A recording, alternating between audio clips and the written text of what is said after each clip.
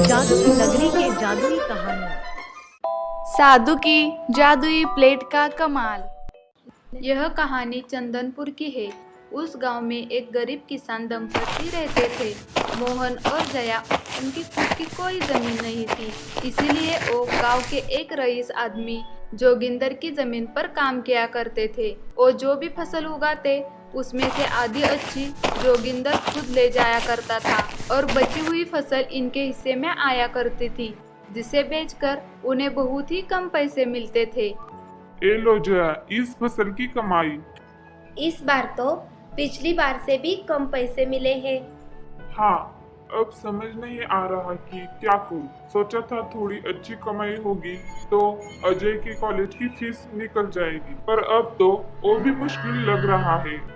पिताजी, मैं सोच रहा हूँ कि मैं भी कोई काम करूँ जिससे आप दोनों की थोड़ी मदद हो जाएगी। सोच तो तेरी अच्छी है बेटा, पर इस गांव में काम कहाँ है? आप भी ना एक बार तो उसे कोशिश तो करने दीजिए, हो सकता है उसकी नसीब से कोई काम बन जाए। ठीक है, ढूंढो बेटा।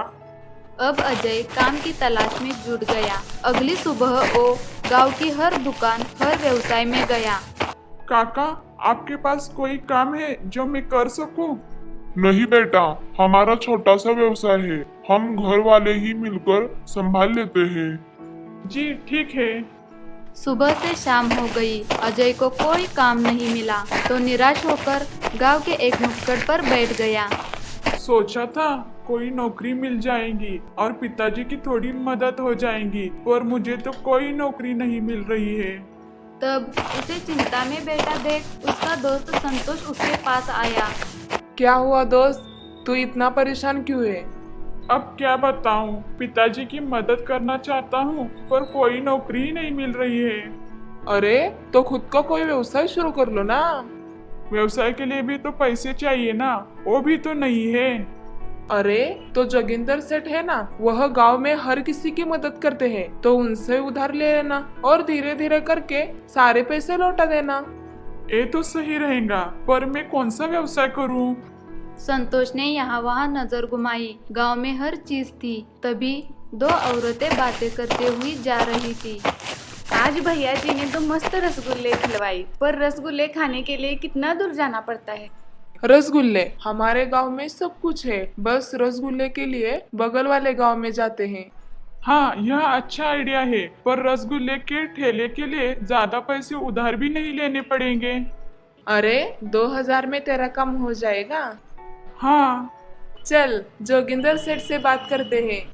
संतोष अजय को जोगिंदर सेठ के पास ले गया। सेठ जी, अजय को कुछ पैसे उधार चाहिए रसगुल्ले का व्यवसाय खोलने के लिए। रसगुल्ले का व्यवसाय तो अच्छा है, वैसे भी मुझे बगल वाले गांव में जाना पड़ता है रसगुल्ले खाने के लिए। कितने पैसे चाहिए? जी 2000। बस? नहीं, पैसे तो मैं दे दूंगा, पर मेरी एक शर्त है। हाँ, कैसी शर्त? कि मैं हमेशा तुम्हारे ठेले में से मुफ्त में रसगुल्ला खाऊंगा। ठीक है सेठ जी। अजय ने बिना सोचे समझे हाँ बोल दिया। संतोष अजय को एक तक देखता रहा। जोगिंदर ने अजय को पैसे दिए और वो दोनों वहाँ से चले गए। तूने उसकी शर्त स्वीकारी क्यों? अरे वो पैसे दे रहे थे ना, इसीलिए। अरे गधे, तू जानता भी है कि वो सेठ कितना भुक्कड़ बेटू है।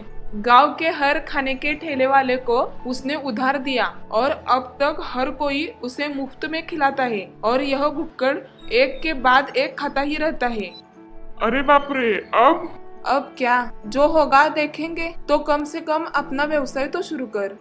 अगले ही दिन अजय ने गांव में रसगुल्ले का ठेला खोला। बच्चे, बूढ़े, जवान, हर कोई अजय के ठेले पर रसगुल्ले खाने आने लगा। पहले ही दिन से अजय की कमाई शुरू हो गई, पर उसके खुशी को आग लगाने जोगिंदर सेठ वहां आ पहुंचा। अरे अजय, एक प्लेट रसगुल्ले तो दो जरा, तीखा बनाना। हाँ जी, बनाता हूँ। अजय ने जोगिंदर सेठ को एक प्लेट रसगुल्ले दे दी और जोगिंदर सेठ ने वो धड़ाधड़ खा ली। एक और प्लेट रसगुल्ले देना।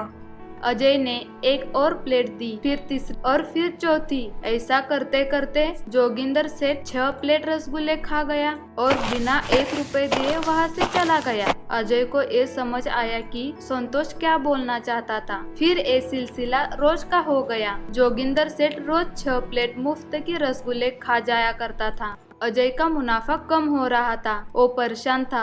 एक दिन इसी चिंता में वो काम कर रहा था कि तभी एक साधु वहाँ आए। बेटा, बहुत भूख लगी है, क्या तुम हमें कुछ खिला सकते हो? मेरे पास तो बस रसगुल्ले हैं, आप यही खा लीजिए। अजय ने उस साधु को 1 प्लेट रसगुल्ले खिलाए। उस साधु का पेट भर गया। तुम्हारा कल्याण हो बेटा, क्या मैं तुम्हारे दुख का कारण जान सकता हूँ? अजय ने उसे जोगिंदर सेठ की मुफ्तखोरी के बारे में बताया। मैं तुम्हारी मदद कर सकता हूँ, मुझे 1 साफ प्लेट दो। अजय ने उस साधु को 1 प्लेट दी। साधु ने कुछ मंत्र पढ़े और फिर वो प्लेट अजय को लौटा दी। अब एक जादुई प्लेट है, इसमें तुम जो रखोगे एक के बाद एक आता ही जाएगा, पर ध्यान रहे इसका एक ही बार उपयोग होगा। समझदारी से इसका इस्तेमाल करना। तुम्हारा कल्याण हो। साधु अजय को आशीर्वाद देकर वहाँ से चले गए। कुछ देर बाद वहाँ जोगिंदर सेठ आया। अजय, 1 प्लेट रसगुल्ले तो दो बेटा। हाँ सेठ जी, लेकिन मेरे पास आपके लिए चुनौती है। मैं आपको 1 प्लेट रसगुल्ले दूंगा। आपको मुझे प्लेट खाली करके दिखाना है। अगर आप मेरे रसगुल्लों की चुनौती में जीत गए तो मैं जिंदगी भर आपको और आपके परिवार को मुफ्त में रसगुल्ले खिलाऊंगा और साथ ही मैं कर्ज के दुगने पैसे आपको लौटाऊंगा। अरे वाह! पर अगर आप मेरी चुनौती में हार गए तो आप गांव के किसी भी ठेले पर कभी भी मुफ्त में खाना नहीं खाएंगे। क्या आपको ये मंजूर है? हाँ, वैसे भी 1 प्लेट में ज्यादा से ज्यादा 10 ही रसगुल्ले होंगे। मेरा तो दुगना मुनाफा है।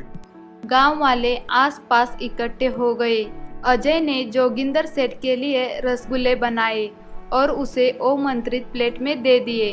जोगिंदर सेठ एक के बाद एक रसगुल्ले खाता जा रहा था, पर उस जगह अपने आप दूसरा रसगुल्ला आ रहा था। जोगिंदर सेठ ने धड़ाधड़ 20-30 रसगुल्ले खा लिए और फिर भी पूरी प्लेट भरी हुई थी। अरे यह क्या माया है? ये प्लेट खाली क्यों नहीं हो रही है? हा, यही तो चुनौती है। जोगिंदर सेठ ने और 20-30 रसगुल्ले खा लिए, पर अब उसकी हालत खराब हो चुकी थी। अरे बस, अब नहीं हो रहा है और नहीं खा पाऊंगा, बिल्कुल नहीं, मैं हार गया। तो अब से आप कभी मुफ्त में खाना नहीं खाएंगे पूरे गांव में? हाँ, नहीं खाऊंगा। जोगिंदर सेठ अपना मोटा पेट पकड़कर अपने घर की ओर दौड़ गया। सारे गांव वाले उसकी यह हालत देखकर हंस पड़े और अजय की जादुई रसगुल्ले ने गांव वालों को जोगिंदर सेठ के मुफ्तखोरी से आजाद कर दिया। तो बच्चों, कैसी लगी आपको यहाँ कहानी? ऐसी मजेदार जादुई कहानियों के लिए please like, share and subscribe.